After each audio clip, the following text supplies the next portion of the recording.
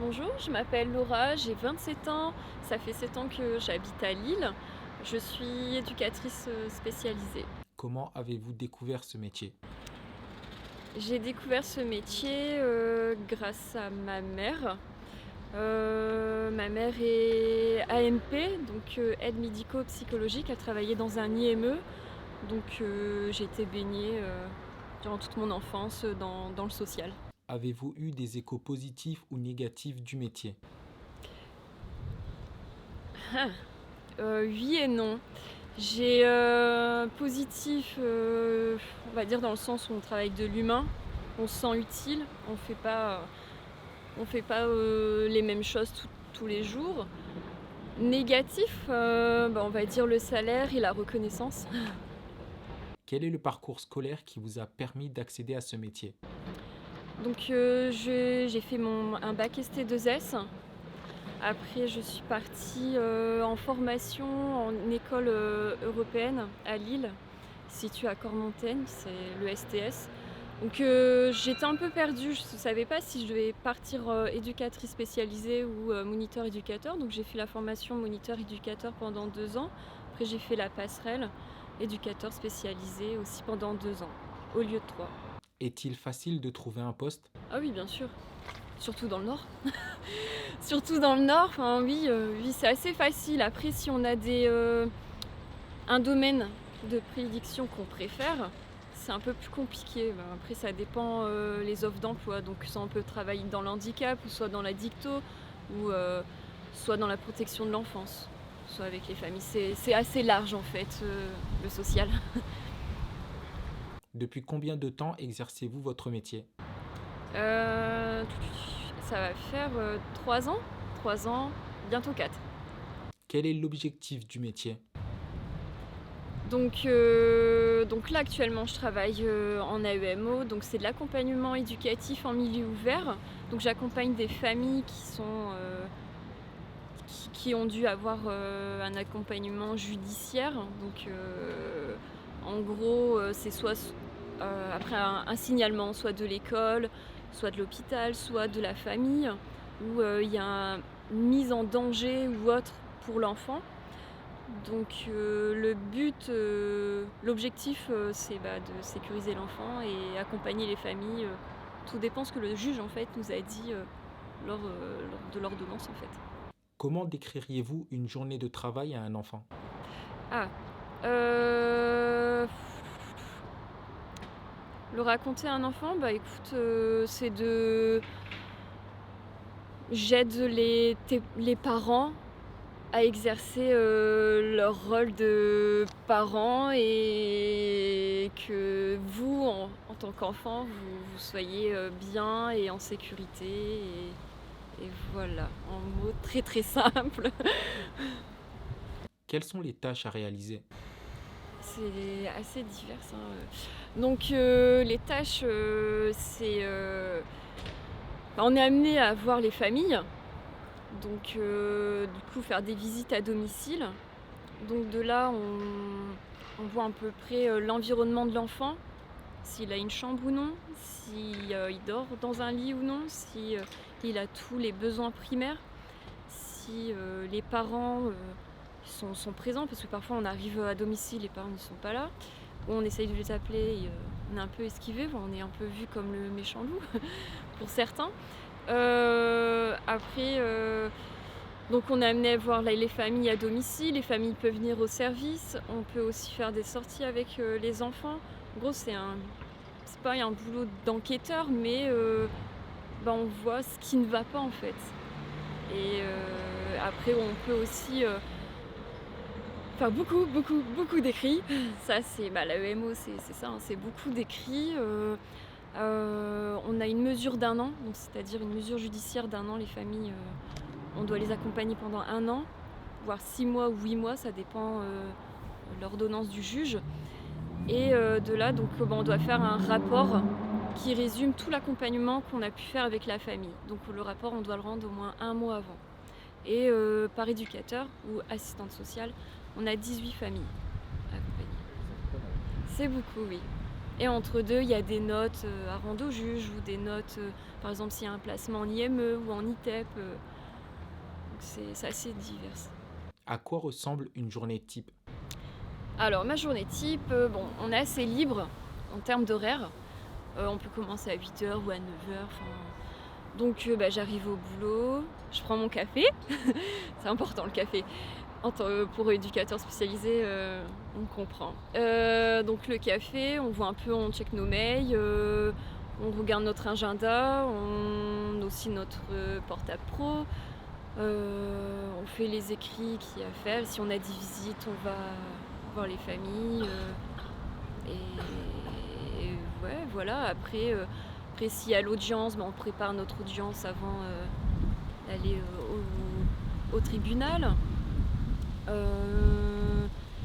C'est ça, on peut dire oui, c'est un peu toujours la même chose, mais comme on accompagne différentes situations, donc différentes familles avec différentes problématiques, notre journée elle passe à une vitesse folle et c'est jamais la même chose en fait, parce qu'on travaille avec des familles différentes. Voilà. Quelles sont les difficultés de ce poste?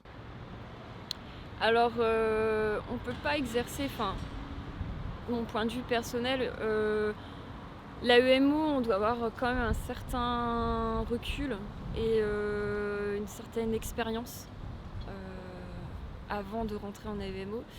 On travaille avec des familles, parfois c'est des personnes qui sortent de prison, donc ça peut toucher, comme je vous ai dit, soit de l'addicto, une personne addicte à un produit, ou c'est beaucoup de conflits parentaux.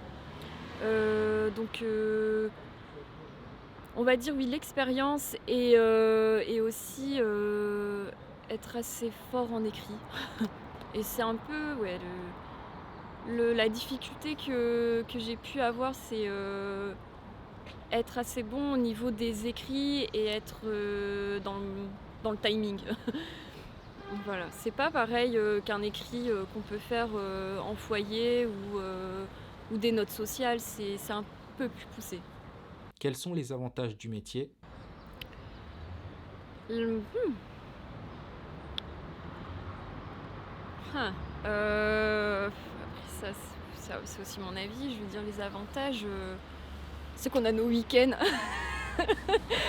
On a nos week-ends et on finit à 17h voire 18h, donc on a aussi nos soirées. Donc moi qui étais en internat avant, ça a changé un peu ma vie, hein. Je vais dire ça, et après je suis tombée sur une très bonne équipe. C'est important, l'équipe, ça fait tout en fait. Même si on travaille seul, on a nos situations à nous. Quand on a un problème, l'équipe elle est là, elle est présente, et on a une chef de service qui est au top. C'est aussi important. Et les avantages, je vois pas comme un avantage en fait. On va dire, moi qui aime le social, qui aime bien mon boulot, je saurais pas trop répondre en fait. J'aime bien ce que je fais, donc je vois pas trop. Quels sont les inconvénients du métier? On va dire la surcharge de boulot. Il y a aussi des familles qui peuvent vous menacer. Ouais, ça m'est déjà arrivé. Où on est un peu vu comme des personnes qui viennent à leur domicile, pas comme le méchant loup, mais il y a des familles où ils n'ont pas forcément envie de nous voir, et on le ressent. Il y a des fois où on est mis à la porte, où on peut recevoir aussi des messages assez menaçants. Donc oui, ouais, ça serait ça. Quel est votre pire souvenir?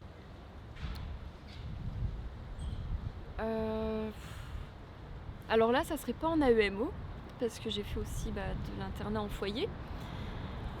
Je réfléchis, hein. Le pire, on va dire, c'est quand... Oui, c'est quand j'étais en foyer, en internat, où où du coup on a dû amener des... Il y avait 2 petites filles qui étaient en attente du jugement pour un placement, et on a dû avec ma collègue arracher les enfants des bras de leurs parents, que il y avait le placement qui était dit pendant 1 an en foyer. Donc ça c'était quand même assez fort. Et après c'est de les consoler quoi. Et aussi après j'ai travaillé dans l'exclusion, donc j'ai accompagné des migrants. Donc oui, les témoignages de certains migrants où il fallait avoir le cœur accroché, parce qu'on avait les détails, des abus ou des souffrances qu'ils ont pu endurer. Enfin, ouais. Il faut savoir un certain recul en fait. Ouais. Ça serait le plus dur, et ouais, le fait que j'ai dû arracher les petites filles des bras des parents, et puis certains témoignages de migrants, ouais, c'était assez hard. Voilà. Êtes-vous formé pour gérer ce genre de cas de figure? Non, franchement, bon, la formation durant notre formation à l'école, on nous le répète, on nous le dit, mais quand on n'est pas sur le terrain, on peut pas comprendre. Quand on vit pas la chose, on peut pas le comprendre. C'est quand on est face à la réalité, et c'est là qu'on se dit ah ouais, il faut prendre la distance pro comme on dit. Mais former, c'est difficile parce qu'il faut vivre la chose pour le comprendre. Donc on se forme tout au long de notre carrière. Voilà. Comment gérer ces moments de peine? Après, si j'ai choisi ce métier, c'est que déjà, je pense, personnellement, j'ai les épaules pour. Sinon, on ne le fait pas. On ne s'engage pas dans le social parce que, si on en a envie, mais c'est une vocation. Mais je vais dire, avant le sport, j'en fais un peu moins, vu le boulot en AEMO, c'est assez dense et assez fatigant. Donc là, j'ai un peu une perte de motivation. J'aurais dit le sport et ma mère. Ouais. Ma mère et mon entourage. Ma mère, elle me comprend, donc, comme elle a travaillé dans le social. Donc je dirais ouais, ma mère. Quel est votre plus beau souvenir? Je vais dire, c'est quand j'ai réussi à aider un MNA, donc c'est un mineur non accompagné, donc un mineur migrant, on va dire, à réaliser son dossier MDPH, qu'il était reconnu handicapé et qu'il a eu du coup son titre de séjour. Et aujourd'hui, il a trouvé du boulot, et il a trouvé aussi un appartement, et il est lâché dans la vie active. Donc oui, c'est une réussite, parce qu'on peut... faut être dedans en fait, faut être dans le métier pour comprendre la galère qu'ils peuvent endurer ces jeunes-là. Donc ouais. Quels sont les horaires possibles à ce poste? En AEMO, on fait un peu comme on veut entre guillemets. On gère notre planning. Donc c'est du 9h, 17h. On a une pause entre midi, 14h ou 14h, 13h, 14h. On peut finir à 18h, ou après ça nous arrive de finir plus tard. Ça dépend aussi des horaires des familles. On gère notre temps, mais on dit qu'on fait 35 heures par semaine. Bon, parfois moins et parfois beaucoup plus. Donc on les rattrape, et voilà. Combien gagne un éducateur spécialisé? En AEMO, je suis payée 1 250 € le mois, donc c'est 100 € de plus du SMIC. Donc c'est vraiment très très peu. Bon, là, il va y avoir la prime normalement Ségur au mois d'avril, où on sera payé 183 € en plus, tous les travailleurs sociaux diplômés, parce que ça fait 20 ans où ils n'ont pas revu la hausse des salaires. C'est que 183 € en plus. Bon, moi qui gagne 1 250 €, ça va être une beurre dans les épinards. Après, je sais pas si je vais rester en AEMO, parce que le point négatif, ça serait la paye, mais j'adore ce que je fais. Donc je sais pas, j'hésite. Quels sont les débouchés possibles? Alors on peut faire le café Ruisse, être chef de service.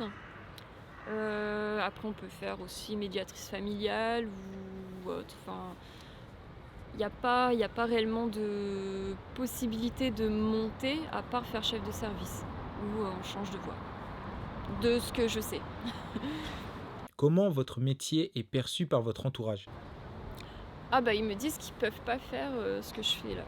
Enfin, c'est pour eux, bon, mis à part ma mère, mais pour eux, c'est mal payé, c'est dur, c'est beaucoup de boulot pour, peu de reconnaissance. Mais, comme je le disais avant, enfin, on travaille avec de l'humain, donc on se sent utile, on n'est pas, enfin, c'est c'est pas la même chose, que travailler à l'usine ou faire des papiers ou la banque ou autre, enfin la paperasse et voilà. Quel conseil donneriez-vous à une nouvelle recrue? Mmh, plusieurs, mais si fallait en choisir qu'un, plusieurs,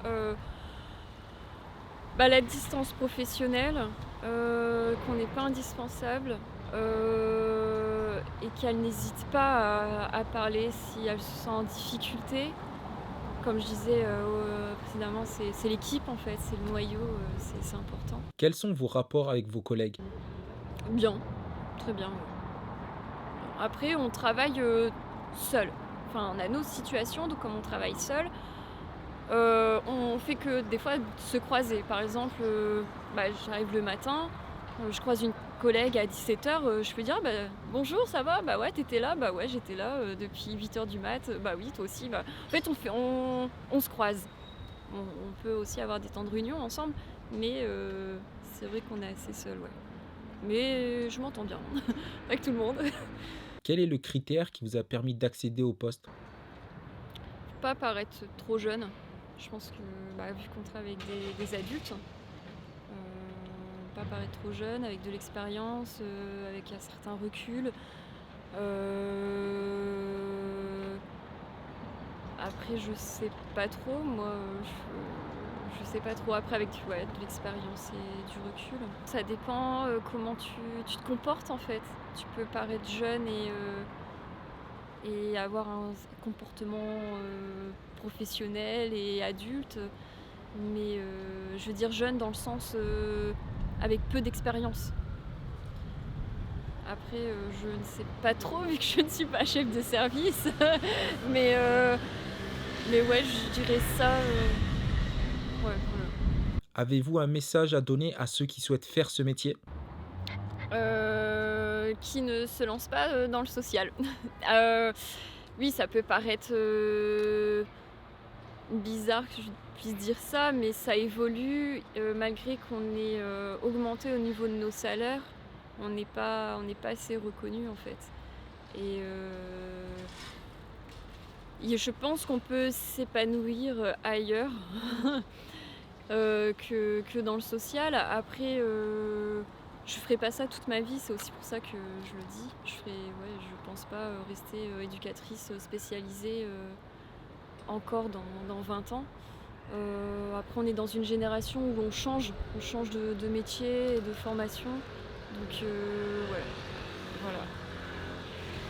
Cette interview touche à sa fin. J'espère qu'elle vous a permis de découvrir la réalité terrain de ce métier. Si vous jugez que cette vidéo a été utile, n'hésitez pas à interagir avec elle pour qu'elle soit suggérée plus facilement à ceux qui en ont besoin. Ajoutez à ça, n'hésitez pas à vous abonner pour ne pas rater la suite des interviews à venir. On vous remercie d'avoir suivi cette vidéo jusqu'au bout et à très bientôt.